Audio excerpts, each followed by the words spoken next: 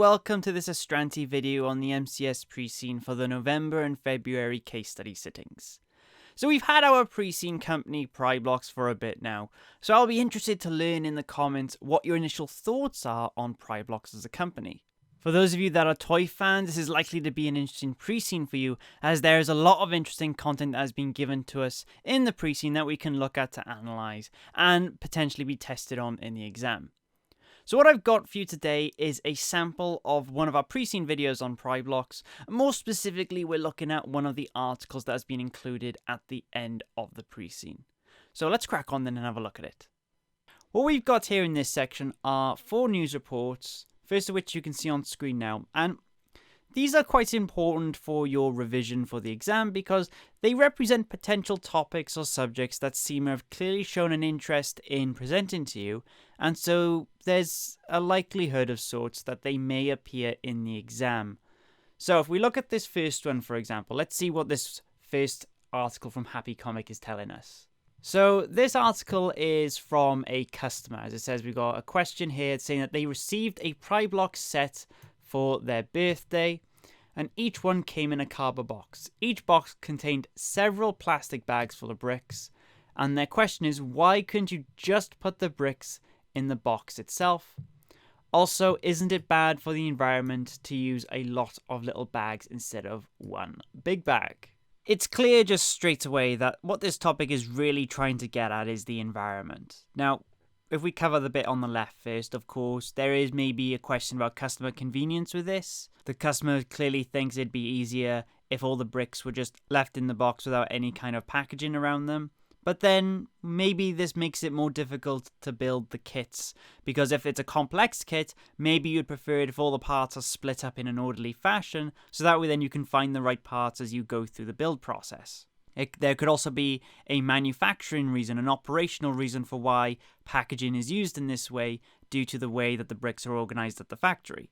But that is secondary to the real problem, which is the environmental concern. This is a lot of plastic that is being used, and so there's clear concern from customers about what Prybloxx's corporate social responsibility is going to be if it continues to use plastic in this way. Is it going to cut down on it? Is it going to use sustainable alternatives? What is Prybloxx's response going to be? Well, fortunately, we do have one here. So, start with as well, just to note that this was also posted by Josie, someone who is age 11. So it might show that, okay, so children are clearly conscious about the environment maybe. They are concerned about the amount of plastic. And so if these are the people that Prybloxx are trying to target, they need to try and satisfy their concerns. Now, Prybloxx responded by saying that, well, for starters, the factory produces millions of bricks every day, and these bricks are stored in huge bins, with different bins for each type of brick. Now, we're told to imagine that these bricks are massive. These bins are the size of trucks, and that the factory has a lot of tracks that carry the plastic bags around the factory, and these tracks will go past different bins. Now, the problem is that the track that runs under, say, the bin for green base plates, well, the machinery will count the correct number of plates to put into the plastic bag that is running underneath this bin, but then there will be other tracks that go underneath different bins for different parts. So you can see how the factory might be split up in different places. So you can say that the factory is split up in different places. It might be that in order to get all the pieces together, you need multiple bags to go underneath the multiple types of bins because they're not all connected by the same track. So the problem we're running into is that this is clearly the most cost-effective way of manufacturing these bricks that Prybloxx have come up with. So how is it going to resolve that?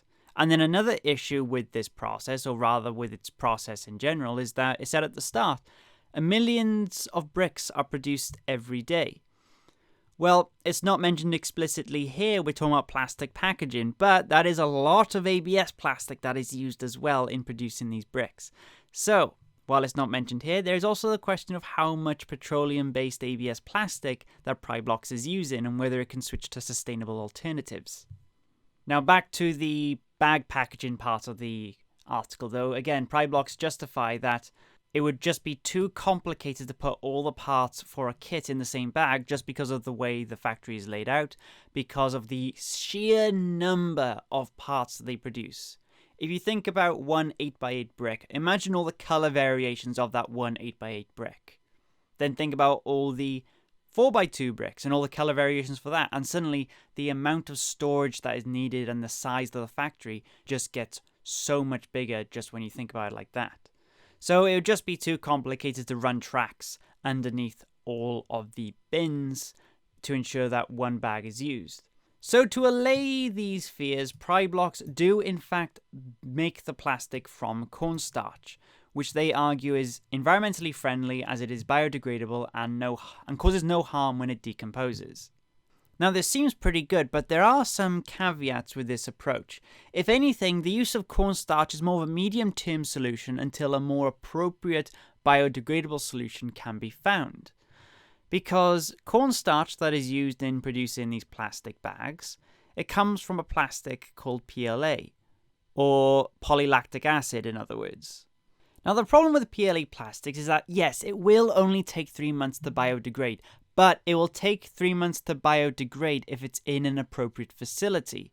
Now, you may say, well, what about recycling? Well, the problem is that this type of plastic is indistinguishable from the normal plastics, the normal petroleum-based plastics, which means when they are put through the recycling process, it will often contaminate the recycling materials, which means then that these plastics may end up in a landfill anyway. And if PLA plastics end up in landfills, they can actually take up to 100 to 1,000 years to decompose.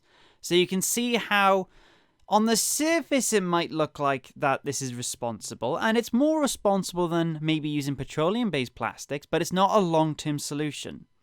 And then on the topic of recycling centres, what about people that also don't want to keep their Prybloxx anymore? Do they sell them? How do they get rid of them? What facilities are there for them to use? It might be in Prybloxx's best interest to open up some sort of recycling facility somewhere where people can send their Prybloxx that Prybloxx as a company can then reuse in the production process if the bricks aren't contaminated naturally. Since they're so durable and long-lasting, it's quite likely that bricks that are 10 years old are perfectly reusable if they're ground back up and put back through the molding process. This could obviously save Prybloxx a considerable amount of money in purchasing plastics as well that it uses in the injection molding process. And there you go everyone, I hope that little sample has given you a bit of insight into what you can expect to find in the pre-scene and the kinds of things you might be tested on. If you've enjoyed this video and want to learn more about the case study, you can head on over to the Astranti website where we have a full range of case study materials on offer, including a full breakdown of the pre-scene analysis that you just saw a sample of. And if you want to stay in contact with us, and we would very much like to hear your opinions, thoughts and feedback, you can subscribe to us and our various social media channels, which include Instagram, YouTube, Facebook and Twitter.